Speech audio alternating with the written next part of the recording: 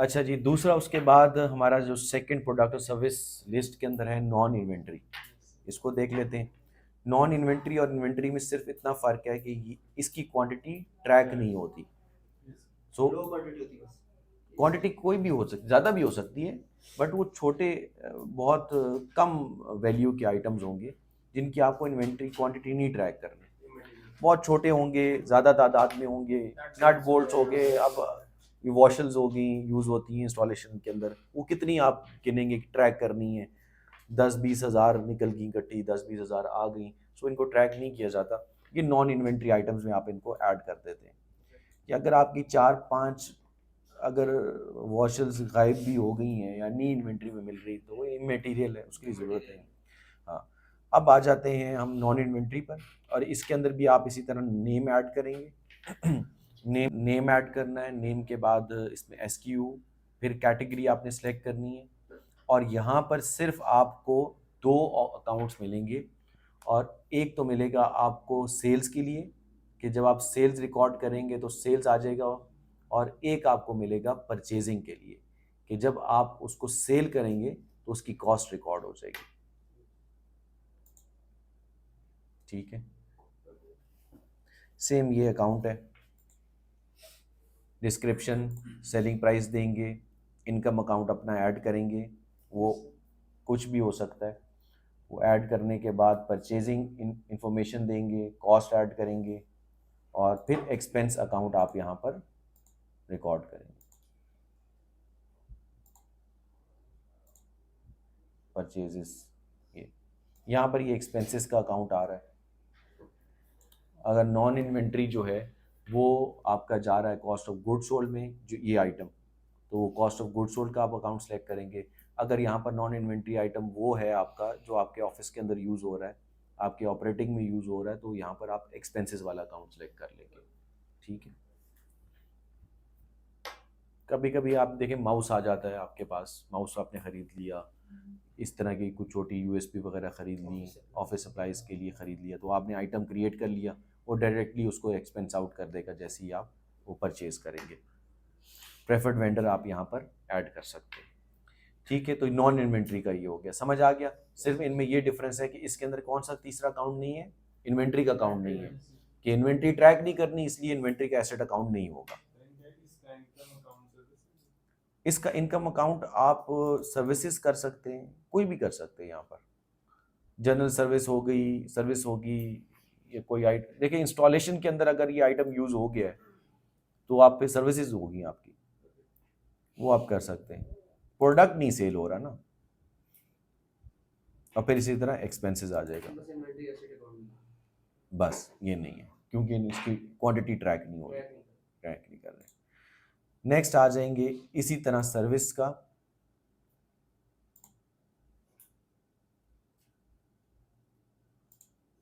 इसी पीरियड में एक्सपेंस होता है जी, इसी पीरियड में जब सेल होगा, जब आप उसको खरीदेंगे, ठीक है, और खरीदने के बाद बेसिकली ये खरीदने के ऊपर ही एक्सपेंस आउट हो जाएगा।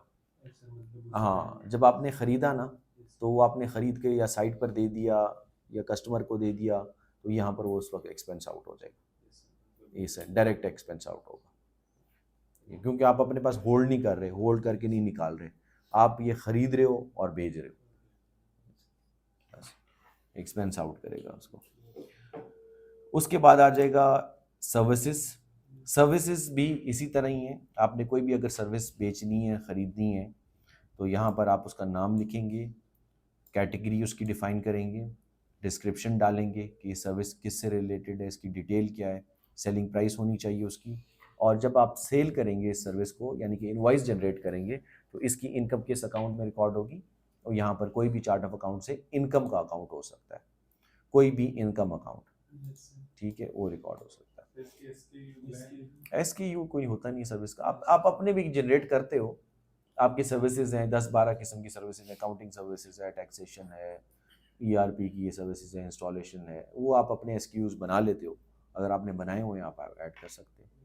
SKU कैसे जनरेट होते हैं, उसके लिए डिफरेंट टूल्स हैं, ऑनलाइन अवेलेबल हैं, चैट GPT की भी हेल्प ले सकते हो, अपनी सर्विस लिस्ट डालो चैट GPT पर, और कहो कि मुझे SKU प्रोड्यूस कर दे, और SKU के लिए आप इंस्ट्रक्शन दे दो, आपको अल्फ़ा न्यूमेरिक चाहिए, न्यूमेरिक चाहिए, वो आपको SKU जनरेट कर देगा। फिर क्विक बुक्स की अपनी वेबसाइट पर जाके SKU जनरेटर है, उसको भी आप यूज़ कर सकते हैं। और टूल्स आपको ऑनलाइन मिल जाएंगे, बहुत सारे SKU जनरेटर्स हैं फ्री, वहाँ से आप SKU जनरेट कर सकते हैं। अच्छा होता है, आप इसको स्ट्रक्चर्ड रखते हो अपने सर्विसेज की लिस्ट को, प्रोडक्ट की लिस्ट को, SKU होना बहुत अच्छी बात, ज़रूरी है। आप ये सर्विस अगर परचेज़ कर रहे हैं तो ज़ाहिर आप परचेज़ करेंगे तो आप एक्सपेंस कर रहे हैं, और अगर ये सर्विस परचेज़ हो रही है क्लाइंट के लिए तो यहाँ पर आप कॉस्ट ऑफ गुड सोल्ड का अकाउंट यूज़ करें। और अगर आप पर्सनली अब कंपनी के लिए कोई परचेजिंग हो रही है सर्विस, तो फिर आप यहाँ पर एक्सपेंस अकाउंट सेलेक्ट कर लें। सर यहाँ पे मल्टीपल अकाउंट सेलेक्ट करने मल्टीपल अकाउंट नहीं होते ना, एक सर्विस है उसके एक ही अकाउंट सेलेक्ट होगा। फॉर एग्जांपल CTS में कस्टमर्स को भी हम दे रहे हैं और नहीं, फिर वो आप डायरेक्ट एक्सपेंस आउट फिर आपको करना पड़ेगा। वो आप फिर आइटम जो यूज़ करना है ना, आपने एक बार इसको डिफाइन कर देना है कि इसका ज़्यादातर यूज़ किसके लिए है। सर अगर ठीक है। हम ये सर्विस खुद जनरेट करते हैं फिर इसके अकाउंट इनकम अकाउंट इनकम का सर्विसेज आ गया, कोई भी इनकम अकाउंट आप दे सकते हैं। अब देखें, हाँ, अब जो आइटम आप क्रिएट कर रहे हैं, सर्विस क्रिएट कर रहे हैं, वो तो उसका जो प्राइमरी ऑब्जेक्टिव है सेल करने के लिए है, ठीक है, अपने लिए नहीं है कि आप खुद के लिए ले रहे हैं। उसके लिए आप डायरेक्ट एक्सपेंस आउट करेंगे, वो एक्सपेंस के मॉड्यूल में जाके आप उसको यूज़ करेंगे। जो यहाँ पर क्रिएट हो रहा है वो आप सेल के लिए कर रहे हो, इन्वेंट्री के लिए नहीं, सेल के लिए, सेल के लिए कर रहे हैं। तो यहाँ पर आपने सिर्फ सेल्स को सामने रखते हुए एक्सपेंस अकाउंट को सिलेक्ट करेंगे, और फिर इनकम अकाउंट को भी इसी तरह ही, कि इनकम का अकाउंट है तो वो भी उससे रिलेटेड इनकम अकाउंट होना चाहिए। सर्विसेज हैं या प्रोडक्ट है, जो भी अकाउंट है वो आपने असाइन कर देना। और उसके बाद आ जाएगा आपका एक्सपेंस अकाउंट। एक्सपेंस अकाउंट यहाँ पर कॉस्ट ऑफ गुड सोल्ड का आप लगा देंगे, जो भी होगा प्रेफर्ड वेंडर दे देंगे। इस तरह आपकी सर्विस क्रिएट हो जाएगी। और फिर जब आप इनवॉइस पर आउट करेंगे, इनवॉइस आप आउट करेंगे तो उसकी जो इनकम है वो इस अकाउंट के अंदर रिकॉर्ड हो जाएगी। जैसे मैंने इन्वेंट्री का करके दिखाया था, इन्वेंट्री पर जब हमने इन्वेंट्री को इनवॉइस किया तो उसकी जो इनकम थी वो सेल्स और प्रोडक्ट इनकम अकाउंट में रिकॉर्ड होगी। तो यहाँ पर इसकी इनकम किस में रिकॉर्ड होगी? सर्विसेज में। और जब हम ये खरीदेंगे, इन्वेंट्री जब खरीदी तो हमारे करंट एसेट में आ गई, जब हमने आउट की तो उसकी कॉस्ट रिकॉर्ड हो। लेकिन जब ये हम खरीदेंगे, तब खरीदने का मकसद ये कि सर्विस डिलीवर हो चुकी है, ठीक है। ये अभी हमने कोई सर्विस स्टोर नहीं कर ली अपने पास, वो सर्विस डिलीवर हो गई है। तो जब सर्विस डिलीवर हो गई है, इसका मतलब ये है कि वो हमने अभी इनवॉइस करनी है, उस एक्सपेंस हो चुका है, और तो वो कॉस्ट ऑफ गुड सोल्ड का अकाउंट होगा और वो आप कर देंगे। ठीक हो गया? समझ आ गया? क्लियर? अब आ जाते हैं थोड़े से टेक्निकल पार्ट की तरफ, विच इज बंडल। अब बंडल कैसे बनते हैं और उनका इम्पैक्ट कैसे आता है वो हम जरा देखेंगे इसके अंदर। सबसे पहले आपने बंडल का नाम लिख लेना है, जैसे कि installation of 5 kilowatt solar system, ठीक है। अब सोलर सिस्टम के अंदर बहुत सारे इन्वेंट्री आइटम्स इंक्लूड होंगे। अब आप एक ये बंडल बेच रहे हैं 5 किलोवाट का, और बंडल में है आपके पास inverter, TV panels, wires, cable, pipes, conduits, इस तरह के बहुत सारी आपके पास एसेसरीज आ जाती हैं, और पूरा क्लब करके आप एक सिस्टम सेल कर रहे हैं। उसके अंदर आपकी इंस्टॉलेशन भी आ जाएगी, ट्रांसपोर्टेशन भी आ गई। ये मैं एक एग्जांपल दे रहा हूँ, कि आप किसी भी इंडस्ट्री पर इसको अप्लाई कर लें। तो इस तरह करके आपने एक बंडल क्रिएट कर लिया। अब आप जब सेल कर रहे हैं बंडल, तो आपने क्या करना है? क्या आप अलग अलग जाके इन्वर्टर सेलेक्ट करेंगे, एक एक आइटम को सिलेक्ट करें? आप उससे पहले एक बंडल क्रिएट कर लेते हैं। अब बंडल क्रिएट करने के लिए यहाँ पर आपने डिस्क्रिप्शन दे दी, नेम आ गया, डिस्क्रिप्शन दे दी। अब नेम आ गया, आपने नाम रख दिया जी 5 किलोवाट सोलर सिस्टम। डिस्क्रिप्शन आ गई, इंस्टॉलेशन, इक्विपमेंट, ट्रांसपोर्टेशन, वगैरह वगैरह वगैरह वगैरह।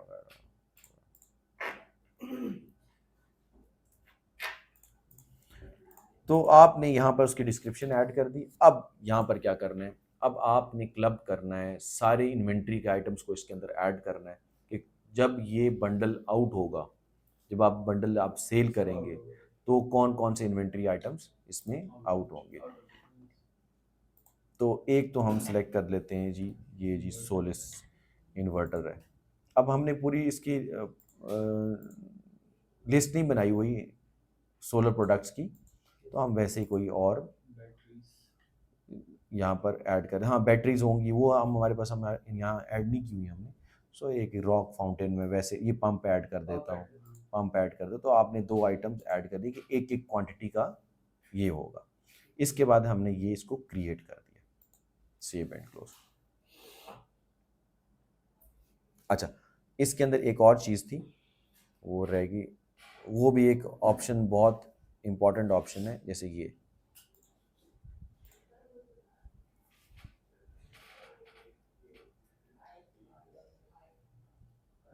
इसके अंदर ये कह रहा है कि display bundle components when printing और सेंडिंग ट्रांजैक्शंस। अगर आप चाहते हैं कि इस बंडल के अंदर जितने भी कंपोनेंट्स आ रहे हैं, जो जो आइटम्स आपके आ रहे हैं, वो डिस्प्ले हों इनवॉइस के ऊपर, कोटेशन के ऊपर, तो इसको चेक कर दें।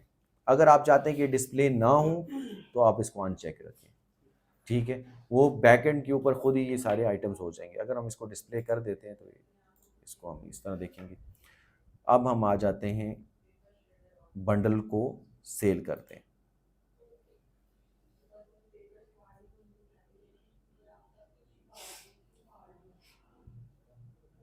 इनवॉइस,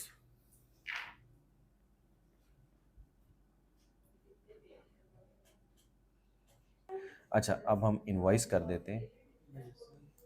इनवॉइस हम एक कस्टमर को सिलेक्ट करते हैं और यहाँ पर क्या सिलेक्ट करते हैं, ये बंडल। जैसे हमने बंडल सिलेक्ट किया, यहाँ पर ये आइटम्स शो होना शुरू हो गए, ठीक है।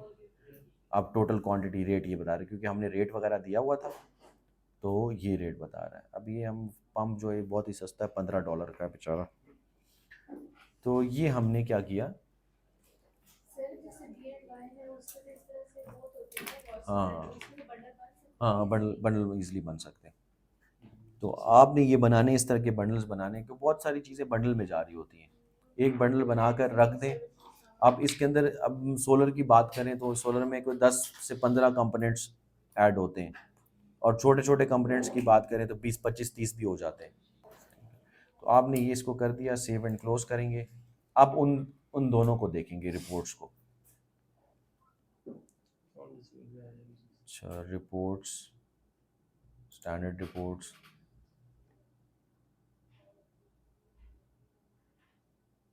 इन्वेंट्री को हम देखते हैं ना,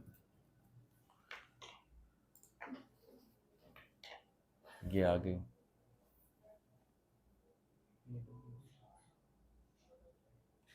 ये देखिए, ये एक और निकल गया, सही है। ये इनवॉइस हमने जनरेट की, उसमें बंडल आ रहा है, बंडल में एक हमने आइटम डाला था, ये एक और निकल गया, एक और निकल गया। और वो पंप किधर है भाई, ये रहा, ये एक और पंप भी यहाँ से निकल गया, ठीक हो गया। इस तरह आप बंडल बना दिया और उसके अंदर जितने भी हैं 50, 100, 1000 आइटम्स जो भी हैं, वो सब उसकी ट्रीटमेंट कर देगा, इन्वेंट्री से उसको आउट कर देगा, ठीक हो गया। ये आपका बंडल वाला एरिया भी कवर हो गया, ठीक है। चल, ये हो गया आपका। अच्छा, अब हम आ जाते हैं नेक्स्ट पर, इंपोर्ट पर। इंपोर्ट के लिए समझ लें कि आपने जब भी इसको इंपोर्ट करना है, और मोस्टली आप जब ज़्यादातर आप इंपोर्ट ही यूज़ करेंगे जब आइटम्स क्रिएट कर रहे होंगे। जो नए आइटम्स हैं 1, 2, 4, वो तो ठीक है, आप मैनुअली जनरेट करेंगे। लेकिन जब आपने बल्क में इसको इन्वेंट्री ऐड करनी है तो आप CSV फाइल के थ्रू इसको इंपोर्ट करेंगे। अच्छा, डाउन सैम्पल फाइल उसने दी है हमें, सैम्पल फाइल आप डाउनलोड कर लें। सर अभी मैं ऑप्शन पढ़ रहा था, ये एक्सेल सिर्फ एडवांस में, नहीं, तो प्लस में तो नहीं थी कि क्या वो क्या चीज़ है एक्सेल एडवांस में? जो हम पढ़ रहे थे ना अगर एक्सेल की फाइल इंपोर्ट जो कर सकते हैं मतलब एडवांस नहीं, वो तो sync एडवांस में करना कर है। सकते हैं कि नहीं? सिंक कर सकते हैं स्प्रेडशीट को, सिंक कर बाकी सकते डाटा सब सिंक हैं। बाकी सब ये एक्सेल वगैरह का देता है। मतलब एक्सेल अपडेट करेंगे तो ये और इन्वेंट्री कौन से लेवल पर आपको मिलेगी? नहीं, दो पे मिलेगी। प्लस पे प्लस प्लस से स्टार्ट हो जाएगी। प्लस से स्टार्ट है। आपने क्या करना है, इस एक्सेल फाइल को अपडेट करना है।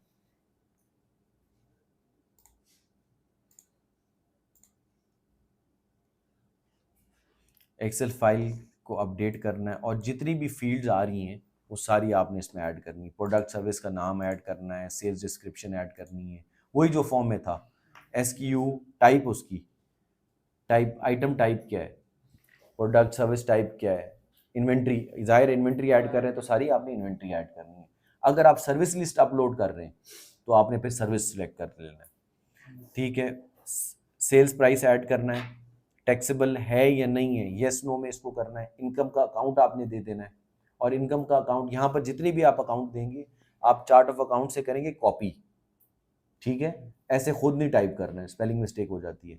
जो चार्ट ऑफ अकाउंट्स पर आ रहा है विद नंबर, अगर चार्ट ऑफ अकाउंट्स में नंबर आ रहा है, अकाउंट नंबर आ रहा है, तो वो भी उसके साथ कॉपी करके इसमें पेस्ट कर देंगे।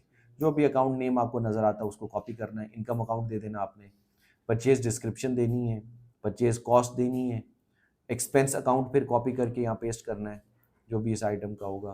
क्वांटिटी ऑन हैंड आपने दे देनी है। आज आपने स्टॉक टेक किया है, आज की इन्वेंट्री आपने ऐड करनी है, तो जो भी स्टॉक टेक की रिपोर्ट के अंदर क्वांटिटी ऑन हैंड आ रही है वो आपने यहाँ पर ऐड करनी है। रीऑर्डर पॉइंट्स आपने ले लेने क्लाइंट से। उसके बाद इन्वेंट्री एसेट अकाउंट आ जाएगा, ये भी आपने चार्ट ऑफ अकाउंट से क्या करना है, कॉपी करना है। और क्वांटिटी एज ऑफ डेट वो आपने दे देनी है, आज रिकॉर्ड कर रहे हैं हाँ, तो कल के लिए। कैलकुलेट करें, ठीक है। फिर उसके बाद हम आ जाएंगे, इसको ब्राउज करें, ठीक है, अपलोड कर दें। अच्छा, अब यहाँ पर ये नहीं है ना, यहाँ पर खाली हमने छोड़ा हुआ है, ठीक है। आपने इसमें ऐड कर देना है क्वांटिटी ऑन हैंड और क्वांटिटी एज ऑफ डेट। कल स्टॉक टेक आप करके आए, आप चाह रहे हैं कि जो कल का स्टॉक टेक हुआ है वो हम इस, या क्लाइंट ने इन्वेंट्री दी है आपको एज ऑफ 23 अप्रैल की, तो आपने एज ऑफ 23 अप्रैल इसको ऐड कर देना कि ये कल की क्लोजिंग इन्वेंट्री है, ठीक है। तो वो यहाँ पर आप एज ऑफ डेट कर लेंगे। डेटा मैपिंग आसान करने का तरीका यही है कि जो फील्ड्स क्विक बुक्स के अंदर हैं वही फील्ड आप अपनी इंपोर्ट फाइल पर ऐड करें, बस। आपका हेडर सारे सेम होने चाहिए, तो मैपिंग ऑटोमेटिकली वो कर देगा। अब इनकम अकाउंट नो मैच कर रहा है क्योंकि हमने इनकम अकाउंट डाला ही नहीं उस फाइल में, ना एक्सपेंस अकाउंट डाला है और ना ही एसेट अकाउंट और क्वांटिटी एज ऑफ डेट डाली। तो ये आप ऐड करेंगे तो यहाँ पर ये इसको भी ऑटोमेटिकली मैप कर देगा। उसके बाद फिर हम चलते हैं नेक्स्ट। यहाँ पर ये बता रहा है कि जी आप इंपोर्ट के लिए फ़ाइल रेडी है। अब ये कुछ हैं आइटम्स हैं जो सर्विसेज में आ रहे हैं, देखें ना सर्विसेज में, इनको आप सेल कर रहे हैं, बाय नहीं कर रहे, ट्रैक नहीं कर रहे। अब ये इन्वेंट्री है, इन्वेंट्री खरीदी भी जाती है, बेची भी जाती है, ट्रैक भी करते हैं, तो इसलिए ये आ रही है। जहाँ पर आपको रेड इस तरह का बॉक्स नज़र आएगा वो इन्फॉर्मेशन आपने ऐड करनी है, ठीक है। अब ये ज़ीरो बता रहा है, हमने ज़ीरो रखना है तो ज़ीरो ही रहने दें, ठीक है। और कोई ऐसी इन्फॉर्मेशन नहीं है जो इसमें। अब यहाँ पर आ रहा है जी नॉन इन्वेंट्री, ठीक है, नॉन इन्वेंट्री है, नॉन इन्वेंट्री है जी, नॉन इन्वेंट्री रखना है। यहाँ पर कुछ भी नहीं है, खाली है, इसको रिमूव कर देंगे फ़ाइल को। और उसके बाद आप इंपोर्ट करेंगे। जैसे ही आप इंपोर्ट करेंगे ये अब इसमें एक जो प्रोडक्ट था जो ये आ रहा है जिसमें डिज़ाइन है, क्वांटिटी ज़ीरो है, इंपोर्ट। डिजाइन ऑलरेडी एग्जिस्ट है सर। अच्छा, वो कह रहे हैं कि जी ऑलरेडी एग्जिस्ट कर रहा है, ठीक है। आप ये 5 आइटम्स जो हैं वो इंपोर्ट हो गई हैं। अब इसको हम जाकर देख लेंगे। देखो कितनी जल्दी में आपने 5 आइटम्स इंपोर्ट कर दिए हैं। अब इमेजिन अगर आपके पास कोई 1000 आइटम्स हों, ठीक है, ये सारे इसके अंदर आ गया, इन ये आ गया जी,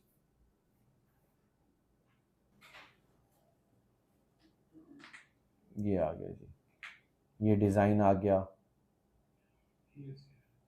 फाउंटेन आ गया, गार्डनिंग आ गया, ठीक है। तो ये सारे लैंडस्केपिंग में जो सा गार्डनिंग है, तो आप ये सारे आइटम्स इसके आपके ऐड यहाँ पर हो गए, और इस तरह आप बल्क के अंदर इन्वेंट्री को ऐड करेंगे। तो इंपोर्ट पर ज़्यादा आपका काम होगा, इंपोर्ट बहुत ध्यान से करना है, पहले उस तरह का आइटम नहीं होना चाहिए, डुप्लीकेट ना हो, साथ से मिलता जुलता ना हो। ख़ास तौर पर जब पहली बार इन्वेंट्री आप ऐड करें, तो आपकी जो इन्वेंट्री लिस्ट है ये सारी एम्प्टी होनी चाहिए, सब खाली हो, और पहली बार आप ऐड करें। क्वांटिटी ऑन हैंड का ख्याल करना है, एज ऑफ डेट का ख्याल करना है, वो गलत नहीं होना चाहिए, चेंज नहीं होता बार बार, बहुत मसला करता है, फिर एडजस्टमेंट्स डालनी पड़ती हैं। तो इन्वेंट्री लेवल्स जो हैं आपने एक्यूरेटली उनको अपलोड करना है। ठीक हो गया।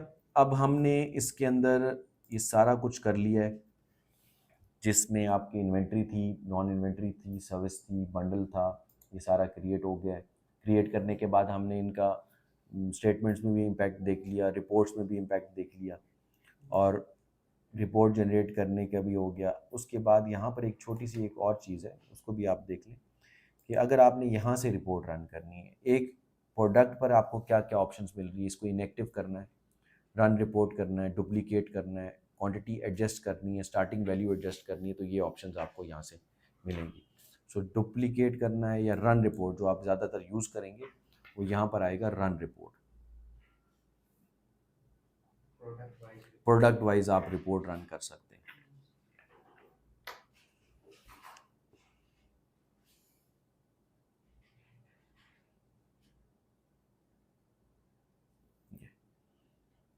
ये मैं इसको, आज की डेट है, ठीक है।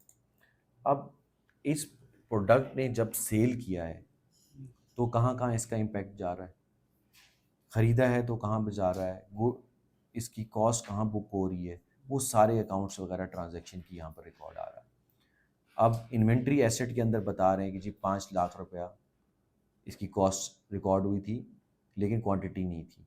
फिर 5 लाख का आपने 5 क्वांटिटी परचेज कर ली, फिर 2 आपकी निकल गई, फिर एक और निकल गई, तो टोटल आपके पास ये बैलेंस आ रहा है। उसके बाद फिर ये सेल हुई, यही आइटम सेल हुआ आपका। तो जब ये सेल हुआ तो पहले 2 सेल हुए $6 लाख के, तो 12 लाख की इनकम रिकॉर्ड हुई। फिर एक सेल हुआ, फिर 6 लाख आ गया। उसके बाद फिर इसकी कॉस्ट भी बुक हो रही है। अब कॉस्ट पहले 2 की बुक हुई 5-5 लाख, 10 लाख आ गया, फिर एक की बुक हुई, फिर 5 लाख आ गया। तो जो तीनों अकाउंट्स में जो इसका इफेक्ट जा रहा है इस इन्वेंट्री का, वो सारा इस रिपोर्ट के अंदर आपको मिल जाएगा। तो एक इन्वेंट्री को जहाँ जहाँ जिस जिस अकाउंट में आपने ट्रैक करना चाहें, यहाँ से आप एक बड़ी कॉम्प्रिहेंसिव रिपोर्ट निकाल के देख सकते हैं। ठीक हो गया, समझ आ गया, क्लियर होगी।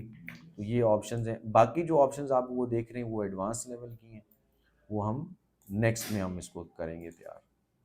तो अभी के लिए इतना ही काफ़ी कि इन्वेंट्री को ऐड करना है, उसमें क्या बाकी ज़्यादा ट्रबल शूटिंग है, क्वांटिटी को एडजस्ट करना है, एडजस्टिंग स्टार्टिंग वैल्यू चेंज करनी है। क्वांटिटी इन हैंड में जब क्या चीज़ें हमें देखनी है ज़्यादा इम्पोर्टेंस देंगे, क्या चीज़ अगर क्वांटिटी इन हैंड क्या चीज़ों को हमने नोटिस में रखना? बस आपने क्वांटिटी जो है ना वो ठीक होनी चाहिए, क्वांटिटी ठीक होनी चाहिए, किस डेट की है, ये 2 चीज़ें होनी चाहिए। क्वांटिटी चेंज गलत कर दिया तो फिर क्वांटिटी को चेंज करना पड़ेगा, ठीक है, क्योंकि आपने एक ख़ास डेट के ऊपर उसका बैलेंस ले लिया। हम तो वैसे जीरो ले लेते हैं ना, अगर हाँ, ज़ीरो के अलावा जो है यस वो आपने बहुत ध्यान से करना है, ठीक है। काउंट सही करना है, काउंट होने के बाद उसको फिर रिकॉर्ड सही करना है। काउंट हुआ, एक्सेल के ऊपर आपने या हार्ड फॉर्म में आपने रिकॉर्ड किया, उसको फिर एक्सेल पर कन्वर्ट किया। तो ये जितने भी आप उसमें डेटा एंट्रीज करते जा रहे हैं जिन जिन स्टेजेस पर, वो बहुत ध्यान से करनी, वेरीफाई करना है बार बार उसको, और उसके बाद फिर इसमें एंटर करना है। नहीं तो फिर वो क्वांटिटी को फिर एडजस्ट करना पड़ेगा, फिर एक नया काम है। और कभी कभी आपको पता भी नहीं चलता कि आपने कौन सी गलती कर दी है। जब स्टॉक टेक अगला आप करने जाते हैं तो उसके अंदर फिर डिफरेंस आ जाता है। फिर आप देखते हैं, आप कहते हैं कि नहीं मैंने तो जब स्टॉक टेक किया था 5 थे और अभी इस महीने 4 नज़र आ रहे हैं, कोई सेल हुआ है, हो गया नहीं, सेल तो नहीं हुआ, मतलब 4 ही थे। अगर एक शॉर्ट, आप कहेंगे एक शॉर्ट है, हो गया कि नहीं हमारा तो पूरा, हमारे तो 4 थे। तो ये इन गलतियों का ख्याल करना आपने।